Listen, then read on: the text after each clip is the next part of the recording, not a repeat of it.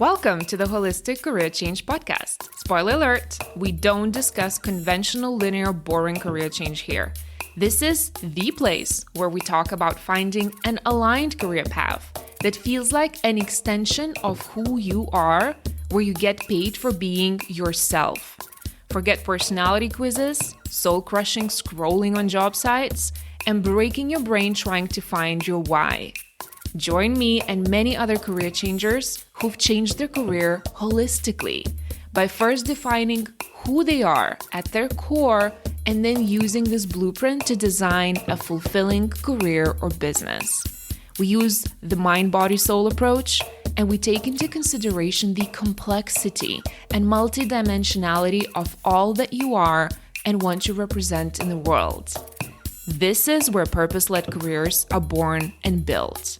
I'm your host, Vilma Oseita. Let's go. Hi friends, how are you? How have you been? What's happening?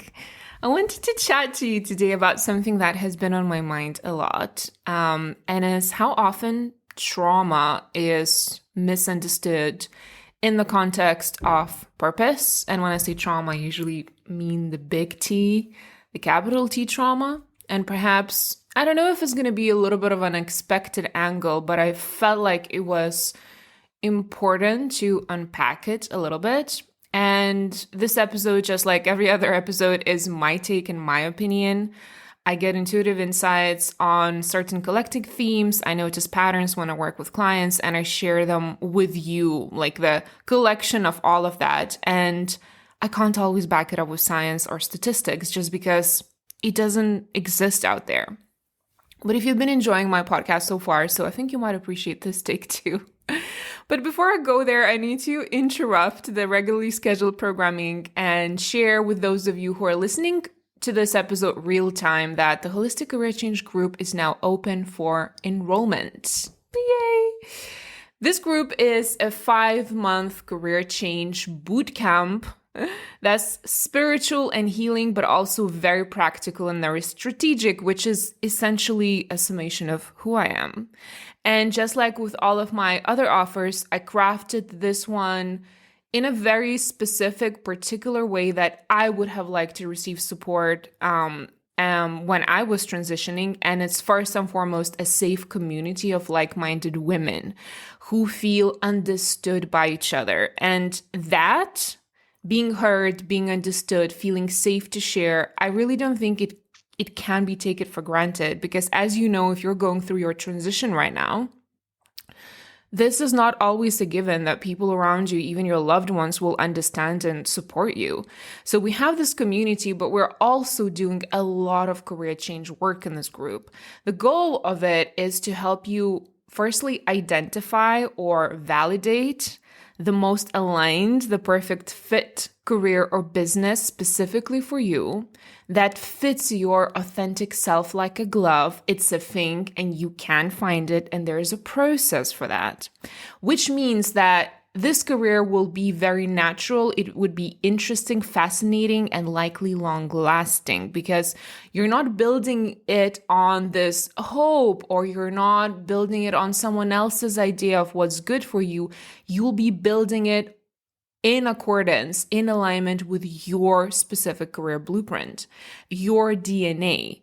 And you cannot go wrong when you choose to pursue something that you were designed for.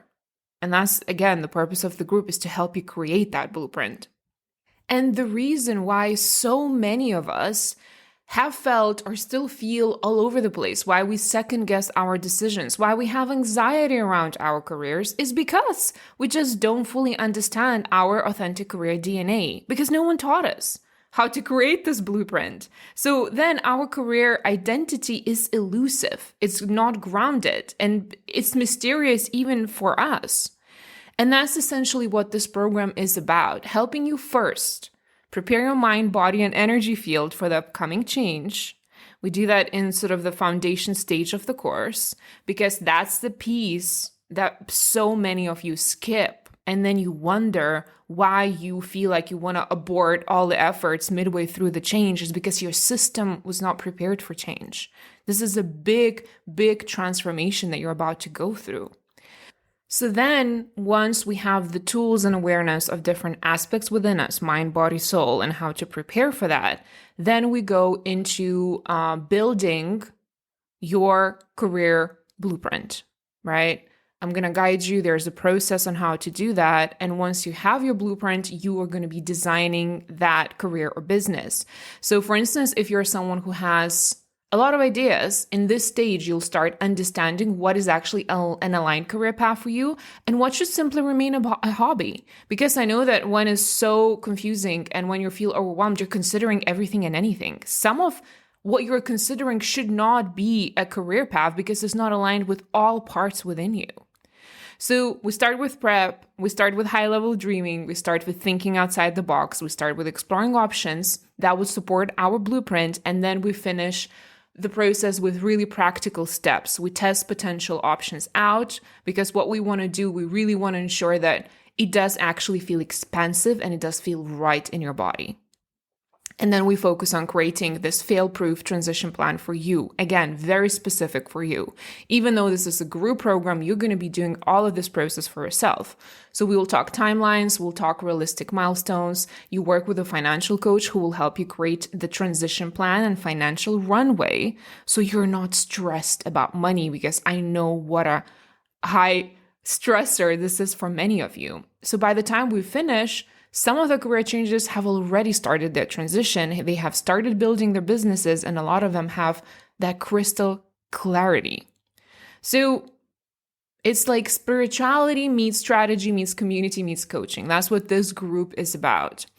It is a group program, but like I said, it does have a lot of individual support for each participant because you'll have several one-on-one sessions with me. You'll have access to a somatic coach because somatics, feeling, working with your body is a very essential part of the program. We can't leave our body behind. The reason why we are so confused and why we made misaligned decisions is because we kept the body, we kept the intuition out of making aligned decisions for ourselves.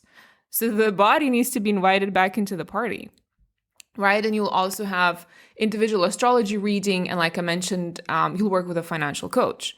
So I'm taking as much guesswork as possible away for you.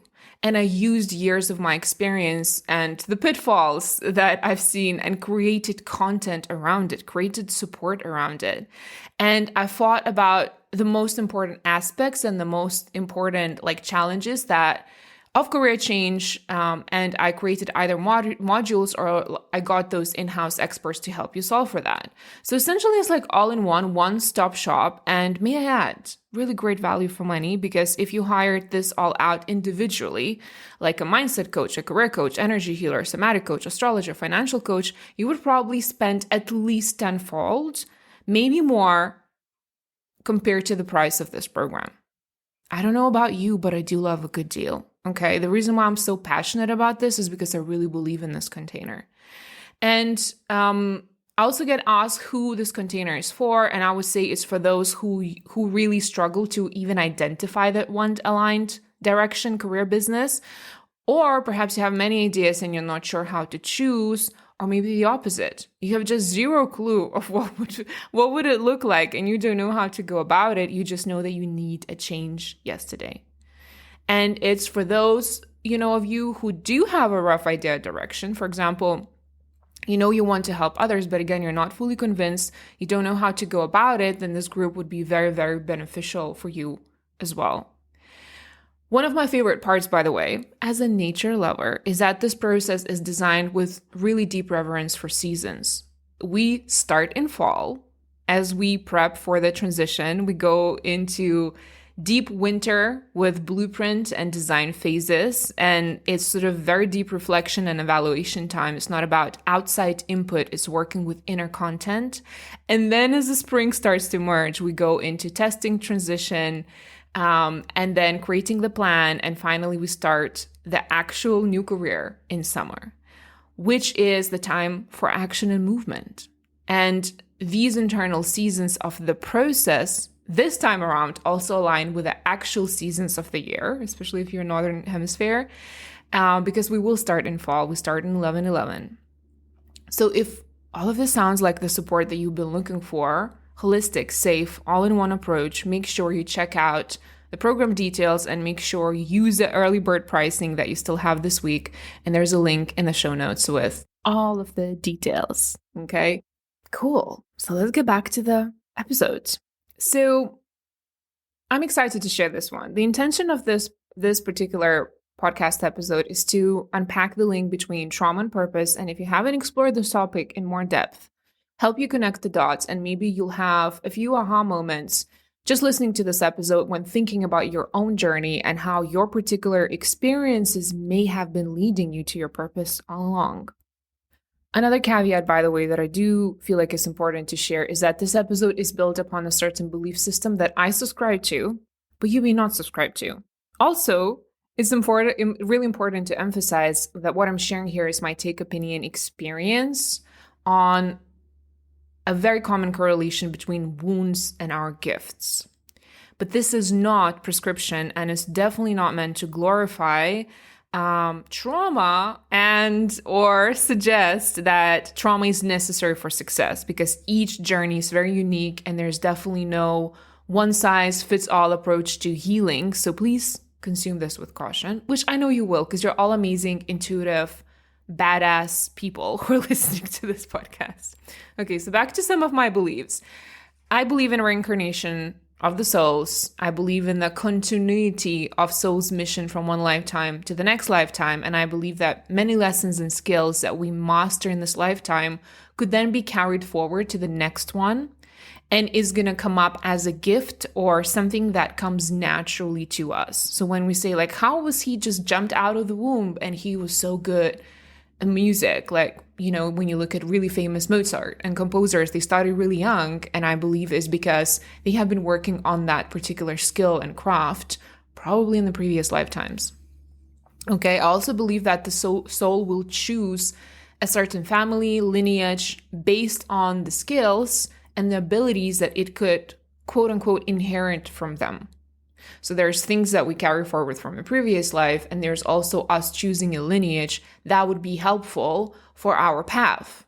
Okay, I think I talked about it in the podcast, A Fear of Being Seen, an example with me. I chose a lineage where my father's side of the family comes from this tribe called Tartars, which is originally from Central Asia, even before from Mongolia, and they are warriors, but they're also known for shamanism and certain practices that are definitely very foreign to the Baltic region where I come from. However, the other side of my family are the Baltic people, who are also known historically as pagans, who really worship nature, and they were the last ones to be baptized in the 14th century just because they fought against the organized religion and in particular Christianity. So on both sides of my family, I do have people, even those generations and generations before, it doesn't matter. I stand on their shoulders. And there's particular reason why my soul chose this lineage, because I needed that particular ability, skill set, intuition, connection to nature, right? And that's true for all of you. And I'm getting goosebumps as I'm talking about that, because that's true for all of you. And if you really looked back or went back enough, because sometimes we don't know. We're like, okay, I kind of know about my great grandparents, but I don't know anything about what happened before. It would be really interesting if you actually explored it. And I think you would be very, very surprised. Okay, so if we were to follow that argument, that line of thought, and if we choose certain families and lineages, I also believe that we also choose on a soul level, right? We choose certain traumatic events and people who we will experience those events with, or people who will be perhaps the culprit of the trauma. And we do that ahead of our incarnation. And I believe, by the way, that we do switch roles with these people from lifetime to lifetime, right? Because we want to experience contrast as well.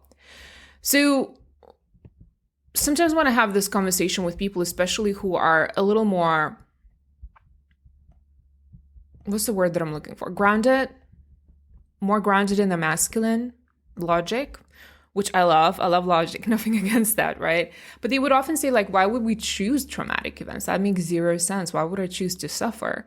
Well, because As you know, overcoming challenges and healing and integrating our shadow leads to growth and leads to evolution and leads to expansion and leads to us learning certain gifts, certain abilities that we, again, carry forward to the next incarnation.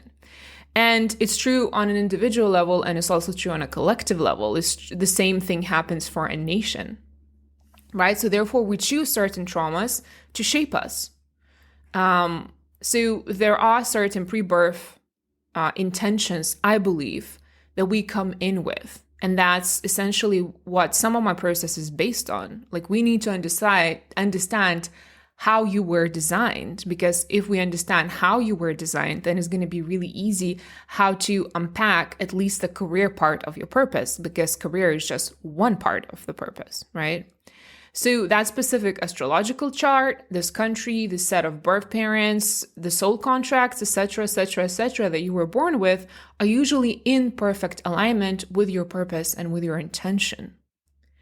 Now, again, some of you may not subscribe to this and may think that I'm a fatalist or determinist, which I accept, but I want to invite you to not tune out yet if you don't resonate with this, because I want to speak about trauma, which affects us in a similar manner in spite of our belief systems. The mechanism is the same. So first and foremost, traumas fragment us. And when we experience trauma, it fragment us. And then it keep us in like repetitive patterns. So we can get stuck in this sort of almost repetition compulsion, which means that we found ourselves in similar circumstances, or say with a certain type of partner exhibiting certain qualities that remind us of our initial origin trauma. For instance, a really kind of cliche and common example is you hear about women who have a type, say in men, or women who have a type in women, and they say, oh, I really like a bad boy. I know it's not good for me. I get it, but I'm just so attracted to an F-boy. Why? Right? And sometimes she will talk to her girlfriends and they'll be like, you do know it's bad news. Why do you keep on repeating that? Well, because our system is always looking for a way to heal the fragmentation and reunite. So say one of the core traumas of this woman that she may have is feeling abandoned and invisible because she had an absent father.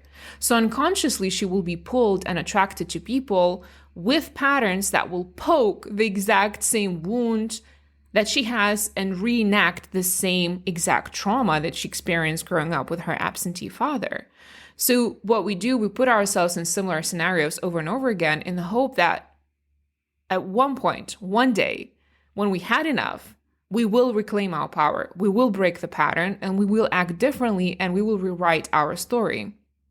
Hence, we can then integrate the suppressed parts, the rejected parts that we had lost during the initial fragmentation process when the trauma initially happened. So that's just one of the basic MOs of trauma. And, I'm not going to go too much into detail because that's not the scope of this episode, but my point is, so often trauma is viewed as sort of this negative, inconceivable injustice, as this recurring painful experience where we feel often helpless or victim of circumstances and other people, all of which can be true and is often true. But what I feel like is often overlooked is the alternative side of trauma, which is how trauma plays a massive role in shaping us for our purpose. And again, this is not a blanket statement. I'm not saying this is true for 1000% of people. It's true for many people. And here's the way I see it. So trauma often creates our gifts and our character traits, even our interests, and it can shape our direction and career choices. So a very common example, like myself and my fellow intuitive and empaths, we laugh about this when it comes to our sensitivity and being perceptive in general, or just about when we talk about perceptive, sensitive individuals. Is it an innate ability and a gift that we have? Again, meaning perhaps we worked on it in our past lives and we brought into this incarnation, or perhaps we have just a stronger connection to our higher self, so the messages can come through easier. Is it that? Or is it a trauma response? Because us growing up in chaotic and safe environments taught us sensitivity, because being sensitive and perceptive ensured our safety. Right? Which one is it? I don't know. If you ask me, I think it's somewhere between the two. The truth is usually somewhere in between the two options. So how does that inform our purpose, and what's the link there? And should we trust it if it truly is the trauma response? Like, what happens then we heal this trauma? That's also another interesting question. So let me talk first a little bit about purpose. When we think of purpose, the way I see it at least is multidimensional, multi-layered entity. We have individual soul's purpose, meaning what am I here to learn? Who am I here to be? Right? And then we have collective purpose, which is how am I contributing to the betterment of collective as a whole? And that, by the way, doesn't mean that you necessarily need to become a therapist or a healer. I know I talk about this group of people a lot on this podcast, but it doesn't mean that if you're concerned with a betterment, that it needs to be very traditional healer role. Your collective purpose could be having, like, I don't know, a little cafe with cozy environment and books and jazz playing in the background and featuring undiscovered artists and, I don't know, serving artisan coffee, and when people would enter this cafe, they would forget all of their worries and enter the space and just rest a little and dream and have deep soul conversations, because the space that you've created evokes safety and evokes wonder and smells of coffee, which always helps. That literally could be part of your collective purpose, which is a very tangible way how you are creating healing, creating, reminding people to dream, reminding people to reconnect with their innocence, helping people disconnect and rest in your environment. That could be your collective purpose. And by the way, if anyone has a cafe like that, let me know, because that sounds really good. Anyway, so these are the two layers. The way that I'm shown that, there might be more layers. Okay, so keep you posted if I get more information. But on top of that, we also have the dual nature of this reality that's applicable to purpose too. So we have night and day, light and shadow, which every living object consists of. Same with purpose. So the light is when I'm aligning with my soul's intention. The darkness, the quote unquote darkness, is all the time we spend looking for the light. And the quote-unquote darkness, because I don't want to give it a negative connotation. It's not negative by any means, right? So that, for lack of a better word, darkness is just as important as the light. Because if we don't go through the quote-unquote darkness, we won't know the light. And if I don't embrace my trauma, by the way, when I say embracing and healing trauma, what's really, again, important to emphasize is I do that when I'm ready to embrace it. That is safety first, because I'm never advocating for aggressive, non-consensual healing. And when I say non-consensual healing, I mean parts within us that may not be ready to process and release the injustice, perhaps, and pain that we might have experienced mentally, emotionally, and energetically, and in particular, physically. Right? Because a lot of the trauma is stuck on the physical realm. So how do you know that you have this explicit consent from all the parts?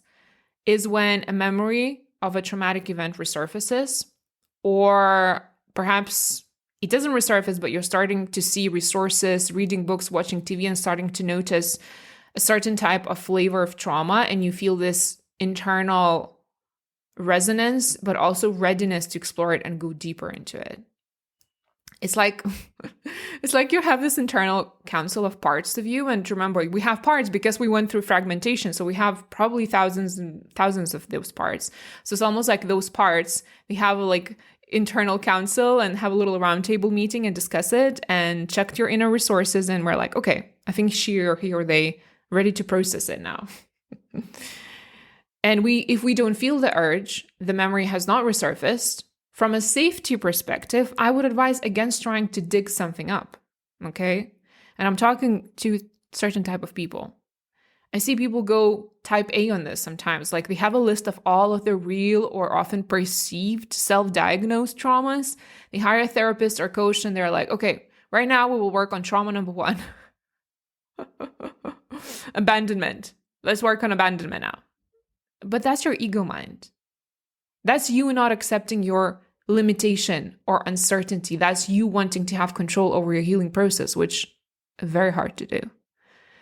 That's you refusing to see where you have already healed and celebrating what you already healed and how much you've already grown versus looking at what else is wrong with you. And there's nothing wrong with you. That's the thing. There's absolutely nothing wrong with you. You're perfect. Do you feel called out? Me too. I've definitely been that person. Okay, talking about sidetracks. So let's go to the layers of purpose. So the dark side of purpose equals embracing our trauma. And when we start embracing and healing, we start earning these so-called stripes and we get these new superpowers that often become part of our purpose. And when we look closely at the different traumas in our life that we all have, we can identify some recurring themes amongst our wounds. If we're ready to look at it, if we can be neutral about it. And these themes then can bring us essential messages that can help us understand our soul purpose better. Meaning that these traumas that we go through in life are the very experiences that also give us the lessons that we have come here to Earth to learn. And eventually, that knowledge and those experiences become a drive to help others with something perhaps similar. I heard a saying somewhere which I love, which is trauma is often at the root of people's failures, but it is also often at the root of their success. For example, I think I'm going to give you an example so it's easier to process, which again, I think these concepts are pretty similar, but story always helps. So say you grew up in a household where expressing emotions was discouraged. Perhaps your caregivers were lacking a bit of emotional intelligence and say they believed that showing feelings was a sign of weakness, for instance. This is very common sometimes. For instance, if you have a father in military, like military background, right? And as a result, you learned that by observing and, experientially learning how to suppress your emotions, as a result, you perhaps grew up and you became just disconnected from your emotions and you end up struggling with intimate relationships due to your inability to express emotions. And perhaps you even had periods of anxiety and depression because when we suppress something, it doesn't go anywhere. So then say you started therapy and your healing journey and you got context and words to understand your trauma. You learn to identify your feelings. You practice expressing emotions in safe environments, and essentially you become emotionally literate, even very literate. And as you started doing more and more of that, you realized that you have this deep well of empathy that you have for others who are struggling with emotional expression. And, how you're realizing how others perceive you as a safe space to be vulnerable, and that you could translate complex emotional concepts into accessible language for them. Because that's simply the journey that you've been on and you've taken for your own healing. So when you analyzed and you started seeing that the recurring theme in your trauma is the importance of emotional authenticity and expression, then after doing some soul searching, you realized that facilitating emotional healing, helping with self-expression with others, is what makes you feel the most alive and energized and grounded and fulfilled, which then might lead you to explore careers in emotional intelligence fields, therapy, coaching, teaching emotional awareness, and so on and so forth. So in that case, your trauma or your trauma-rooted success was transmuting personal struggle with emotional suppression, which then becomes your expertise and gives you authentic insights and empathy for your clients. So your childhood trauma directly led you to your purpose. And without experiencing the heaviness of this trauma, without embracing the healing journey, you might have not landed on this aligned path. And your deepest wounds, when embraced, then became your greatest gifts to the world, to the society, to your community, to the universe. So the misconception that I see with the way people approach trauma is that when they think anything related from trauma is bad, they quickly assume that if trauma affected why they're doing what they're doing in life, like in this example with this lady, it's not what they should be doing then. Does that make sense? They basically sometimes think that if they see that trauma shaped their job choice, goals, needs, partners, wants, or life purpose, they then tell themselves to quit the job, give up on those goals, or try to fix themselves so they don't have those particular needs or wants anymore. Do you see what I mean? Because not all of them see and understand, and perhaps just lack awareness around the duality and the gifts of trauma when it comes to purpose. It's like that cliche example of a therapist who became a therapist because she wanted to first and foremost understand what happened to her and help herself. And I've had therapists, by the way, who come to my consultation calls confused. Some of them say that they thought it wasn't the real purpose, supporting people, because they had started to question if it was simply a way of coping and dealing with their own trauma when they went into this profession. But the truth is, from my experience, where my day job is essentially help people land on the purpose and build careers and businesses around it, from my experience, I haven't found a lot of people whose purpose was found by just looking at their passions and what brings them joy. The toxic positivity stuff. Find your passion and you'll never have to work in your life. It's more like find your purpose and then you work the hardest you have ever worked because of how driven you are and how much you believe in what you do. So it's not just about the happy, joyful self-reflection. Each story has an element of struggle, trauma, hardships that we had to overcome, or the hero's journey we had to go on, all of which becomes an inherent structural part of our purpose. Now, I do have to be honest. Sometimes when people work through the trauma, for instance, the therapist that I mentioned, so say she grew up in a really chaotic environment where both of her parents suffered from, substance abuse. And in order to feel safe at home, she had to quickly learn to adapt. So she shoved her needs away and prioritized the needs of her parents. She learned to discern if either of them was in a bad mood, and she knew how to neutralize the situation, which made her take on essentially a caregiver role in this dysfunctional family dynamic. And as she was growing up, she continued playing out that role with her friends. She was a serious one who wouldn't drink to drive her friends back from the party, for instance. And she did the same in her intimate relationships by dating partners that needed fixing. And so her career choice was also influenced by this need and unquestioned drive to take care of people. And so this childhood trauma, right, made her very good at what she does, reading people, holding space, recognizing patterns. But at the same time, engaging in these behaviors was her childhood self trying to heal herself through helping others heal. Now, when this therapist becomes really aware of this pattern and starts healing and integrating this trauma, two things could happen. She will either reinforce and strengthen her dedication to her work, and I've seen that happen.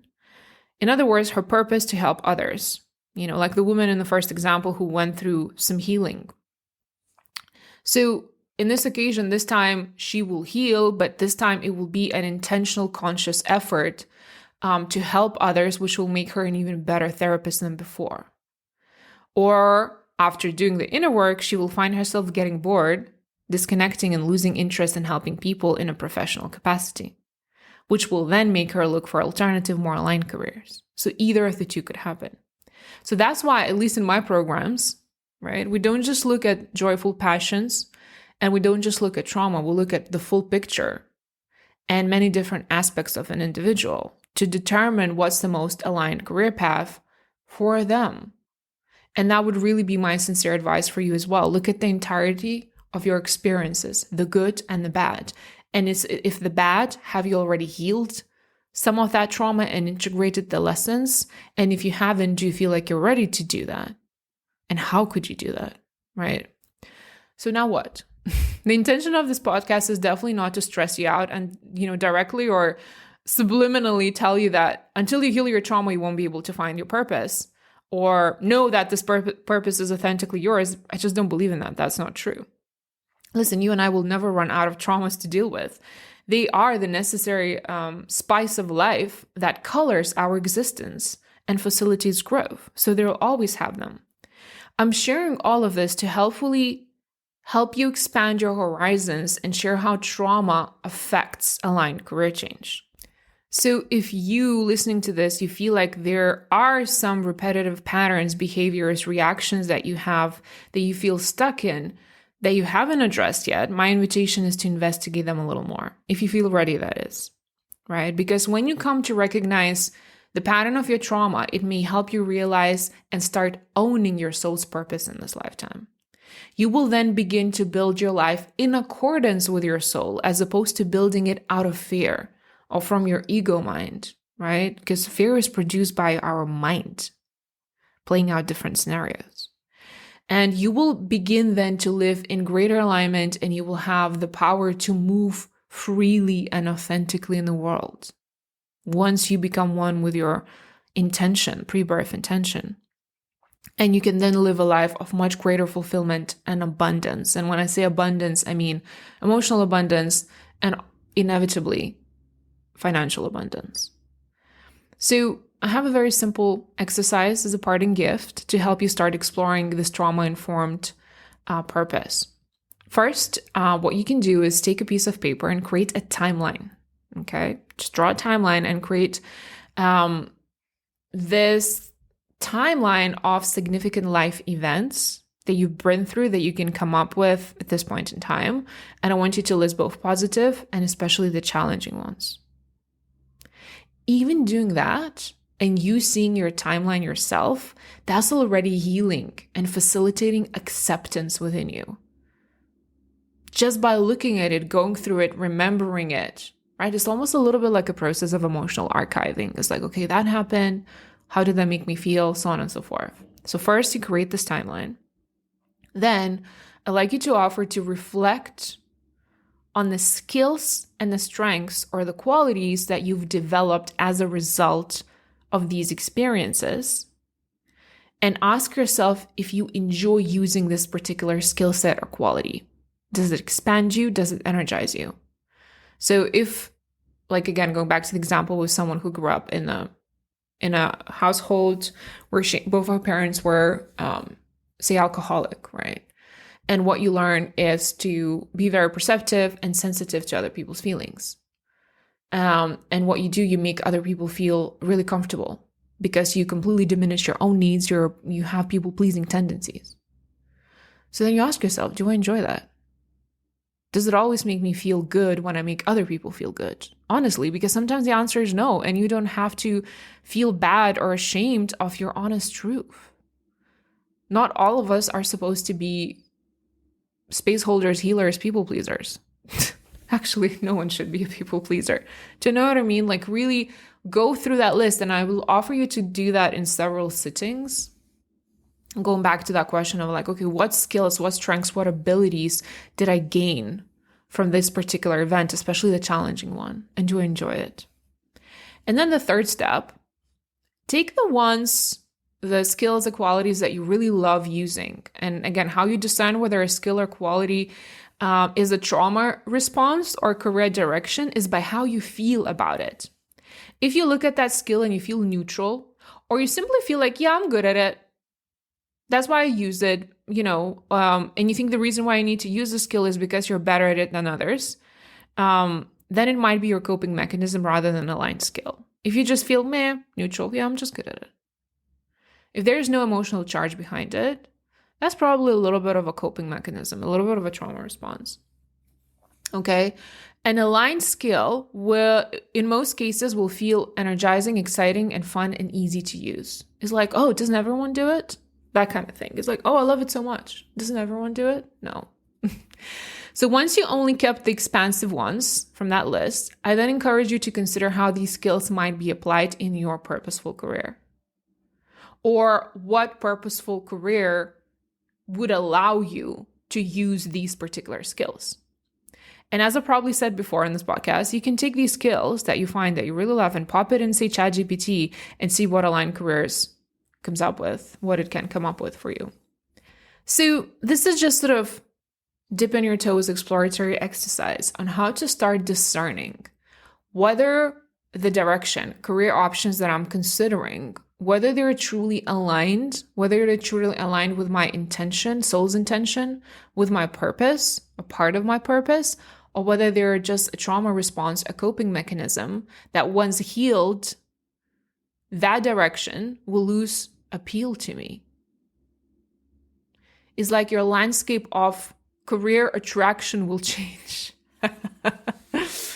right? So that's how you start exploring and questioning it. And yes, all of these exercises that I'm sharing with you in this podcast, it will require some introspection. It will require quiet time. It will require radical honesty with yourself. You don't even need to show it to anyone. Okay, but if you're worried about like, oh my goodness, is this a trauma response? Is that why I've spent 20 years in this career and now I'm burning out and feeling misaligned? Start exploring and asking yourself these questions. And if this whole process feels too overwhelming, again, a reminder, if you feel like you're ready to unpack, heal, integrate some of your traumatic experiences, please make sure, you find trauma-informed practitioner that you resonate with and you feel safe with. And if you'd like to explore your purpose-led career, again, you're invited to join the Holistic Career Change Group Program. And we start 11/11, where we will also look at your healing hero's journey and analyze how it has shaped your purpose. We will do that exercises within the group and have those conversations with you to help you discern what's what. So I hope this was helpful. I hope you can take away. I hope you had some aha moments, and I'm wishing you a magical week. Speak soon. If you've resonated with this conversation and you're feeling similarly stuck in your career, I'd love to invite you to join the Holistic Career Change Group Program. This program is designed to help you move from frustration and confusion to clarity and purpose in your career or your dream business. Over 5 months together, you'll work with a supportive group to discover your ideal, most aligned career path, create a practical transition plan your finances for the switch, and prepare yourself for success by tackling your fears, your imposter syndrome, and all the other gremlins. We're not just talking about finding a new job here. We're talking about aligning your career with who you are and what you value. If you're ready to make this meaningful change, the next cohort starts November 11th. You'll find all the details in the show notes. See you inside.